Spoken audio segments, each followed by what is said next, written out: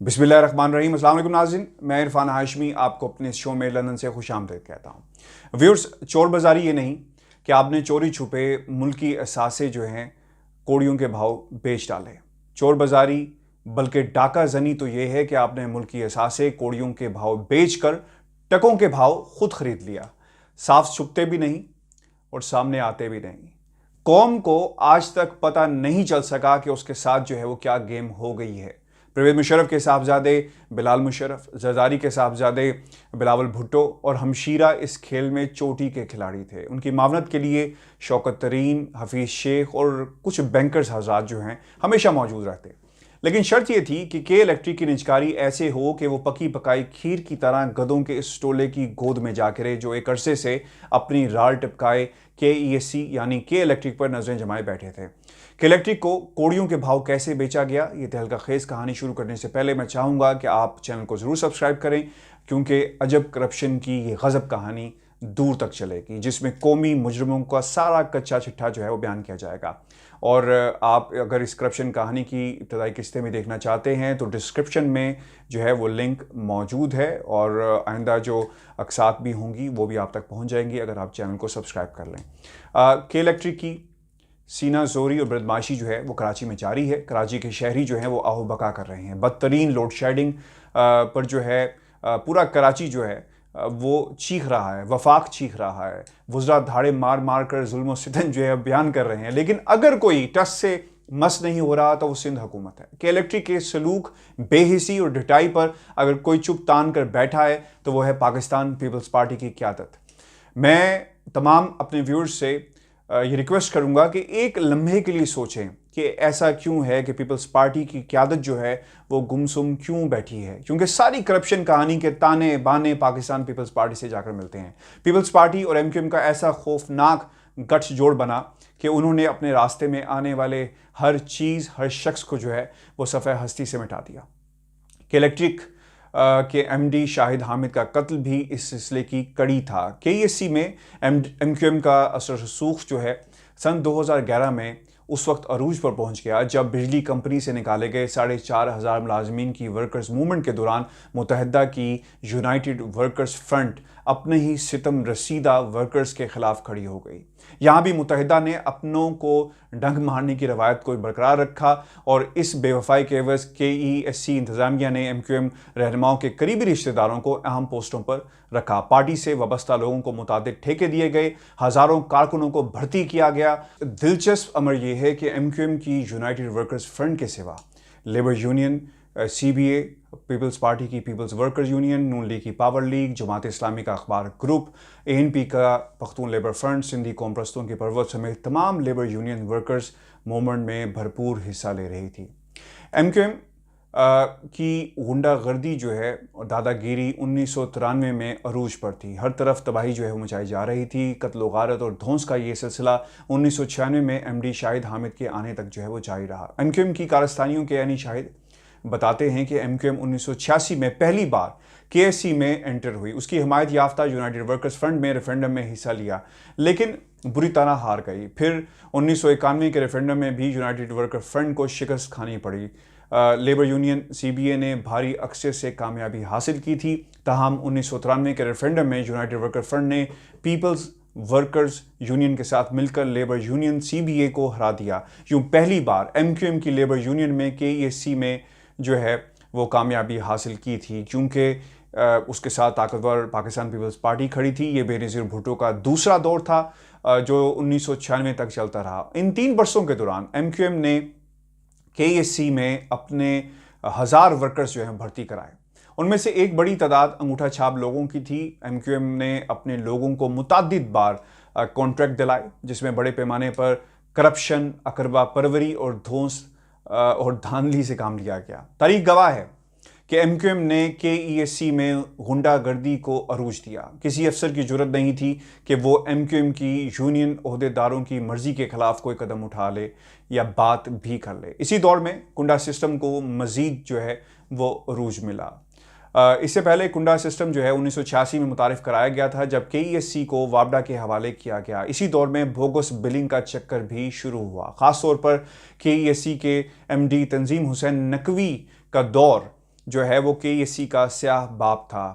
ان کے دور میں بلنگ سسٹم بھی اور بجلی کمپنی بھی جو ہے وہ دیوالیہ ہونا شروع ہو گئی۔ نقوی صاحب نے نہ صرف کنڈا سسٹم تعریف کروایا بلکہ وہ اضافی اوور چارجنگ کے ماسٹر مائنڈ بھی جو ہے وہ سمجھے جاتے ہیں، جس کے ذریعے کراچی کی عوام کی جیبوں پر آج تک ڈاکہ جو ہے وہ مارا جا رہا ہے۔ یہ طریقہ تنظیم نقوی نے KESC کی آمدنی بڑھانے کے لیے متعارف کروایا تھا۔ تنظیم نقوی کے کنڈا سسٹم کو MQM نے عروج دیا، بالخصوص کراچی کے وہ آبادیاں جہاں پر ووٹرز کا جو سہولت فراہم کرنی تھی، یعنی ووٹ بینک کو مضبوط بنانا تھا، وہاں پر کنڈا سسٹم جو ہے وہ عروج پکڑا اور کنڈا سسٹم کی وبا اس قدر پھیلی کہ شہر کے کونے کونے میں موجود فیکٹری مالکان، صنعت کاروں، یہاں تک کہ عام شہریوں نے بھی کنڈا ڈال کر بجلی چوری کرنی شروع کر دی۔ یہ سلسلہ اتنا بڑا کہ چوری کی روک تھام کے لیے حکومت کے تمام اقدامات جو ہیں وہ رائگاں چلے گئے اور اسے علماء کرام سے بجلی چوری کے خلاف جو ہے وہ فتویٰ لینا پڑا۔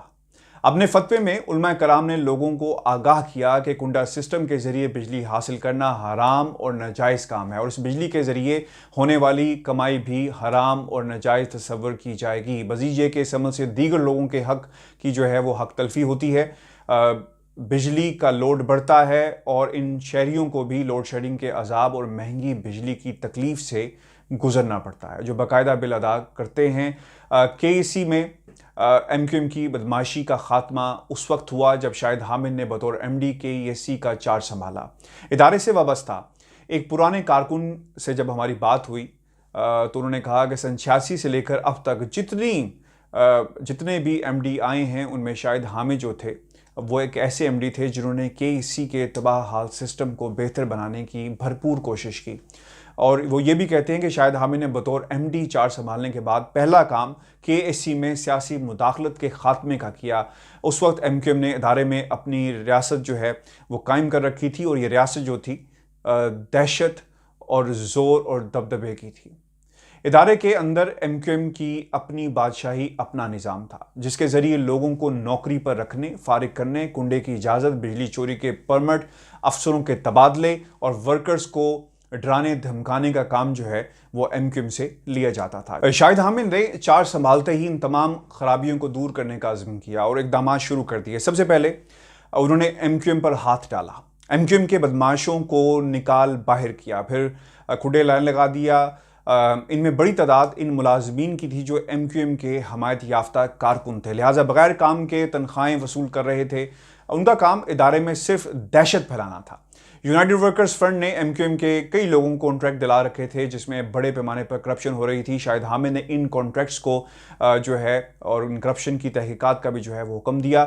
ان دنوں KESC میں MQM کی حمایت یافتہ لیبر یونین کو براہ راست لندن سے الطاف حسین کی ہدایت جو ہے وہ موصول ہوا کرتی تھی، لہٰذا شاہد حامد کو دھمکیاں ملنے کا سلسلہ جو ہے وہ شروع ہو گیا۔ اس سے قبل شاہد حامد ہوم سیکرٹری بھی رہے تھے۔ اس وقت سے ہی MQM کے ساتھ جو ہے ان کی ایک ٹسل جو تھی اس کی ایک ہسٹری موجود ہے۔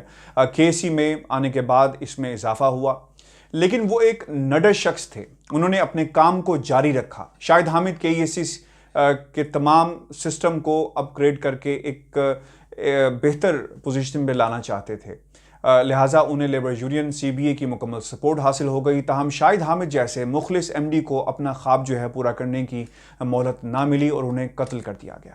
بعد میں MQM کے ٹارگٹ کلر سولد مرزا نے خود اعتراف کیا تھا کہ اسے الطاف حسین نے استعمال کیا۔ اگر شاہد حامد 3-4 برس KSE میں رہ جاتے تو شاید اس ادارے کی حالت جو ہے بدل جاتی۔ ویورز، ماضی میں KESC کی ایگزیکٹو پوسٹ پر رہنے والے ایک افسر کا کہنا ہے کہ 1999 جون میں حکومت کا تختہ الٹنے کے بعد KESC کا انتظام فوج کے پاس چلا گیا۔ 2005 تک KESC کو فوج ہی چلاتی رہی، لیکن ادارے کی حالت جو ہے بہتر نہ ہو سکی اور پھر اسے نجکاری کے دہانے پر پہنچا دیا گیا۔ اس نجکاری کے محرک شوکت عزیز اور حفیظ شیخ تھے۔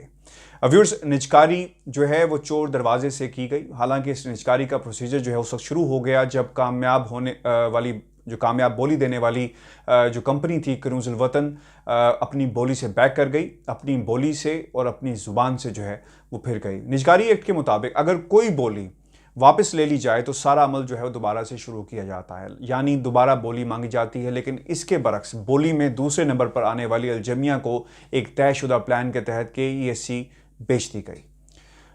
اس غیر قانونی نجکاری کے خلاف लेबर यूनियन CBA ने 5 नवंबर 2005 को हाई कोर्ट में पिटीशन दायर की थी। 15 बरस गुजर जाने के बाद आज भी ये पिटीशन जो है वो ज़ेर इल्तवा है और फैसला नहीं हो सका, जबकि इसी दौरान KESC को दोबारा जो है वो बेच दिया गया और तीसरी बार इसे बेचने की तैयारी की जा रही है। पिछले 30 बरस से के इलेक्ट्रिक के अंदरूनी मामलात की सुनगुन रखने वाले कुछ ज़राए ये भी कहते हैं कि के इलेक्ट्रिक चलाने वाली ऑफशोर कंपनी के पास पैसे की कमी नहीं थी। महंगे तरीन वकला के खिदमात हासिल करने के अलावा ब्यूरोक्रेसी में भी KESC के मददगार बैठे हुए हैं जो बिजली कंपनी के आड़े तिरछे मामला सीधा कर देते हैं।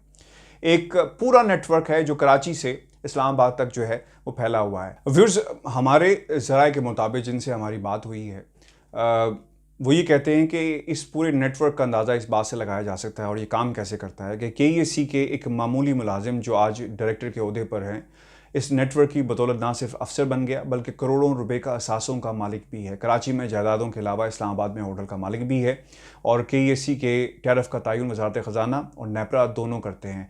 इन दोनों जगहों पर इसी अफसर के आला कार मौजूद हैं। उनमें क्लर्क लेवल के सेक्शन अफसर से लेकर बड़े ओहदे रखने वाले बाबू सब जो हैं इस घोरक धंधे में शामिल हैं, जो KESC की बिजली के टैरिफ को बढ़ाने में किरदार अदा करके अपना अपना हिस्सा जो है वसूल करते हैं। यही वजह है कि मुल्क के बहुत से शहरों के मुकाबले में कराची के सार्फिन के लिए बिजली टैरिफ का रेट कहीं ज़्यादा है। टैरिफ के मामला से लेकर इस्लामाबाद में फंसे दीगर काम यही अफसर कराता है जो निचले लेवल से अचानक ऊपर पहुंचा। इसके एवज बाबू लोगों को पैसा तो मिलता ही है, उनकी हैसियत के मुताबिक उनकी बेगमात को नथिया गली से लेकर हांगकॉन्ग, दुबई के जो हैं विज़िट करवाए जाते हैं, महंगे होटलों में ठहराया जाता है, फिर शॉपिंग्स भी करवाई जाती हैं।